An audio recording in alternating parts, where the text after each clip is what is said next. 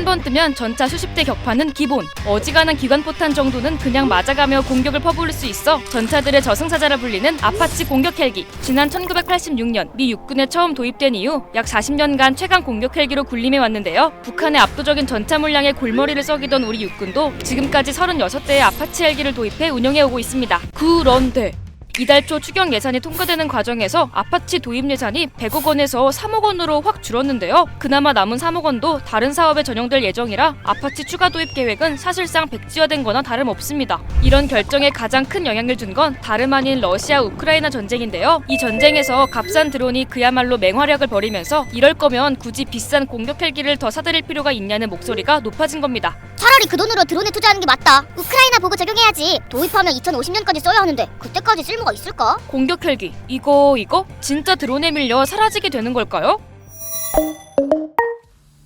사실 헬기도 처음 등장했을 땐 지금의 드론처럼 상당한 주목을 받았습니다. 하늘을 날 수 있을 뿐만 아니라 심지어 공중에 멈춰서 떠 있을 수 있잖아요. 정찰용으로는 이만한 게 없었죠. 게다가 헬기는 낙하산을 타고 내려오는 공수부대보다 더 정확한 위치에 병력을 내려보낼 수 있고 심지어 그 병력을 다시 태워서 그곳을 떠날 수도 있잖아요. 또 산악이나 밀림처럼 지형이 험할수록 장점이 극대화되는 특징을 가지고 있어서 6.25 전쟁 당시 이 헬기의 잠재력을 확인한 미군이 베트남 전쟁부터 본격적으로 헬기를 활용하기 시작하는데요. 당시 헬기에서 내린 병력이 베트콩의 매복에 당하는 일이 속출하자 미군은 이 헬기에 기관총이나 로켓 같은 무기를 장착해 아예 전투용으로 활용하기 시작한 겁니다. 이렇게 탄생한 게 바로 무장헬기죠. 베트남 전쟁에서 무장헬기의 활약을 본 미군은 이참에 수송 기능 같은 건 다 빼버리고 공격 기능을 강화한 공격 헬기에 집중하는데요. 그 과정에서 무장도 달고 장갑도 장착하는 등 이것저것 옵션을 추가하다 보니 공격 헬기의 가격은 전투기와 맞먹는 수준까지 치솟습니다. 이러다 보니 일각에서는 이럴 거면 돈 좀 보태서 전투기 쓰는 게 낫지 않나? 하는 불만도 제기되었죠.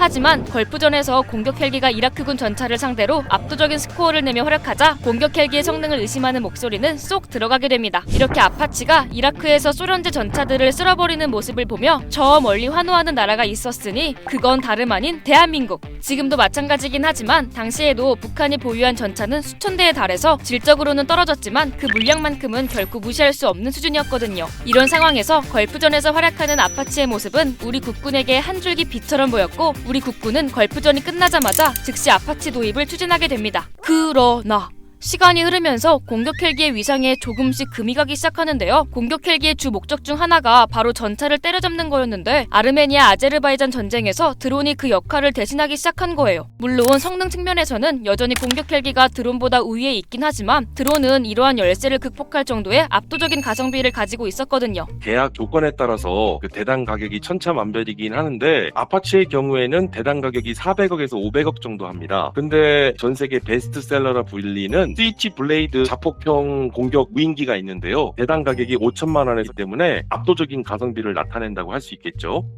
그래도 공격 헬기 비싼 만큼 훨씬 튼튼하고 빠르지 않나 싶은데 휴대용 대공방어 체계 맨페지의 발달로 이것도 옛말이 됐습니다. 실제로 우크라이나 침공 초기 러시아군은 공격 헬기를 앞세웠는데요. 하지만 우크라이나 영토에 진입하자마자 미국과 서방의 맨페지에 걸려 줄줄이 격추되고 말았습니다. 고가의 공격 헬기가 휴대용 지대공 미사일 단 한 발에 무력하게 피격당하는 점을 보면 공격 헬기가 상대적으로 손쉬운 표적으로 전락해버린 것이죠. 한마디로 공격 헬기의 밥줄이었던 임무는 값싼 드론이 하나씩 대체해가고 마지막 자존심이었던 생존력마저 맨페지의 확산으로 더 이상 장점이라 하기 어려워졌다는 건데요. 그럼 우리도 그냥 드론 쓰면 되는 거 아니야? 싶을 수도 있지만 일단 대평원이 펼쳐진 우크라이나와는 달리 한반도는 산악지형이 대부분이라서요. 장애물을 끼고 싸우거나 적이 올만한 길목에 매복하는 등 여전히 공격 헬기가 효과적인 면이 있거든요. 게다가 현행 드론은 센서나 무장, 자체 방어 능력에 있어 부족한 점이 많을 뿐더러 드론이 발전한 만큼 이에 대응하는 기술이나 장비도 빠르게 개발되고 있어서요. 당장에는 드론이 공격 헬기를 대체하기엔 어려움이 많다는 것이 전문가들 의견입니다. 물론 드론을 완전히 무시할 수는 없다 보니 기존의 유인 헬기에 무인 드론을 섞은 절충안도 제시되고 있는데요. 유인 헬기는 일종의 드론 캐리어처럼 활용해 노출을 최소화하고 대신 정찰을 한다거나 자폭 또는 미끼가 되는 등 비교적 위험한 임무는 무인 드론에게 맡긴다는 거죠.